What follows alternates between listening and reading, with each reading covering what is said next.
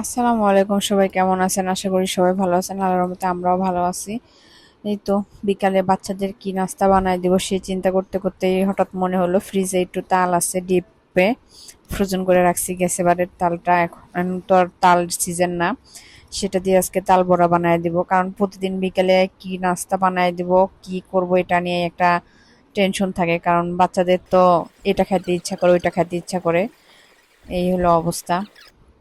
এ তো ভালো করে মাখানো হয়ে গেছে। এখন চাউলের গুঁড়া দিচ্ছি, চাউলের গুঁড়া দিব কিছু, আর আটা দিব যাতে পিঠাটা একটু হালকা নরম হয়। আর শুধু চাউলের গুঁড়া দিলে তো বেশি শক্ত হয়ে যাবে, এই জন্য দুটা মিক্স করে আর কি বানাবো। এই তো এখন আটা দিয়ে দিচ্ছি আর কি।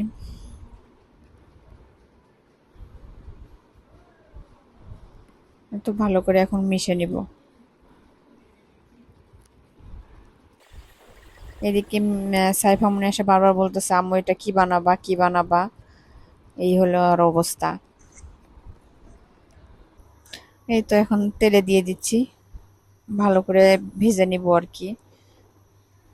এইদিকে নাস্তা বানাইতে বানাইতে চিন্তা করতেছি আবার রাত্রে কি রান্না করব, এটা নিয়ে টেনশনে আছি।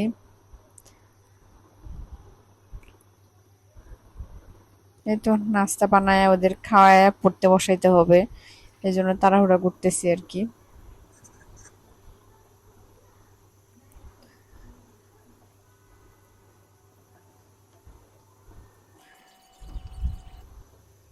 এই তো ভাজা প্রায় শেষের দিকে।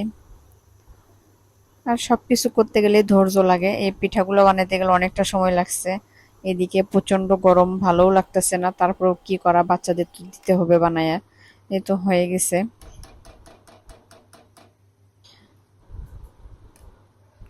এই তো উঠায় নিচ্ছি এখন।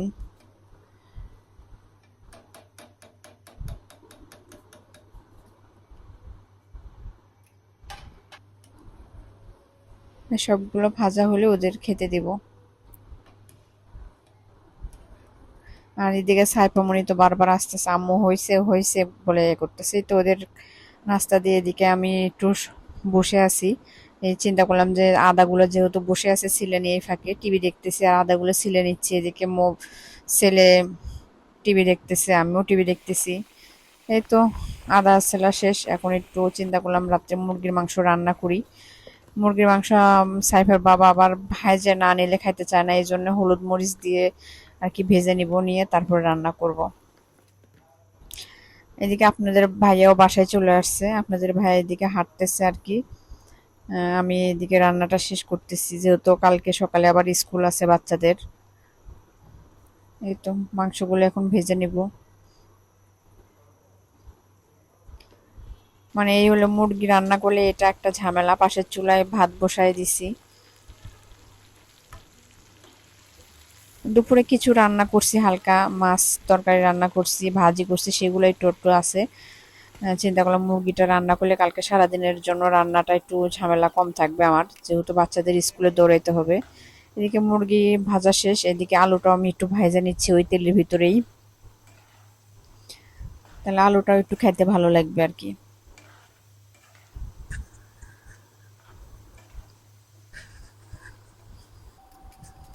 এই তো আলু প্রায় ভাজা শেষের দিকে। এখন মুরগির মাংসটা বসিয়ে দেবো, এই জন্য তেল গরম করে ওর মধ্যে মশলাগুলো দিয়ে দিচ্ছি আর কি।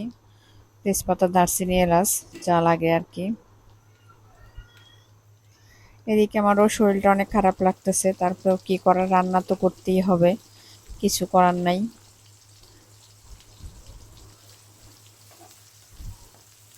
এই তো পেঁয়াজটা ভালো করে ভেজে নেও, তারপরে আদা রসুন বাটা দিয়ে দিব।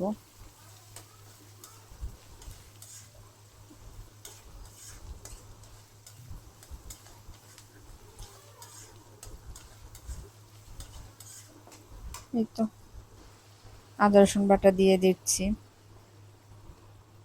এখন সবকিছু দিয়ে বসায় দিব আর কি।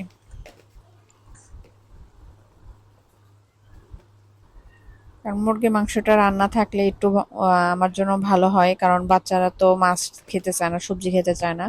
মুরগির মাংসটা রান্না থাকলে একটু ঝামেলা কম হয়। দিয়ে গেছে রুটি বা পরোটা করে দিলে বা ভাত করে দিলে তারা খেয়ে নেয়, কোনো ঝামেলা হয় না। এর জন্য মুরগির মাংসটাই রান্না করতেছি। এই তো এদিকে শুকনো মশলাগুলো দিয়ে দিলাম, দিয়ে এখন মশলাটা ভালো করে কষে নিয়ে পরে মুরগিটা দিয়ে দেবো। মুরগিটা তো 90% ভাজা হয়েইছে, শুধু একটু ভালো করে কষে হালকা একটু ঝোল দিয়ে ফেলবো। এই তো মাংসটা দিয়ে কষায় নিচ্ছি ভালো করে।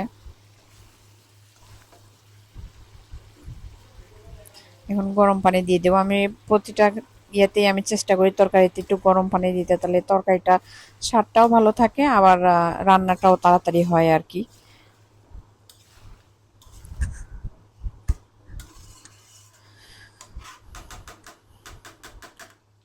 তো এখন ঢেকে দিব।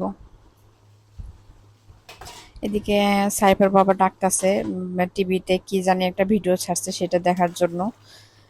মানে এদিকে রান্নাও করতেছি, ওদেরকেও সময় দিচ্ছি আর কি, দুই দিকেই করতেছি। এই তো মুরগির মাংসটা কষানো প্রায় শেষের দিকে, আর একটু ঝোল দিয়ে একটু ইয়ে করে নেমে ফেলবো।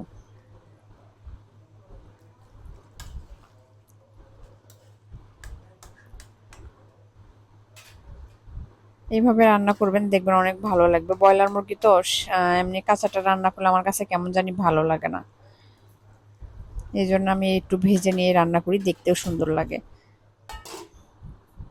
এই তো রান্না শেষ, খাবার টেবিলে দিছি, এখন রাত্রে খাবার খেয়ে ফেলবো। ভিডিওটা এই পর্যন্তই। আল্লাহ হাফেজ, আসসালামু আলাইকুম।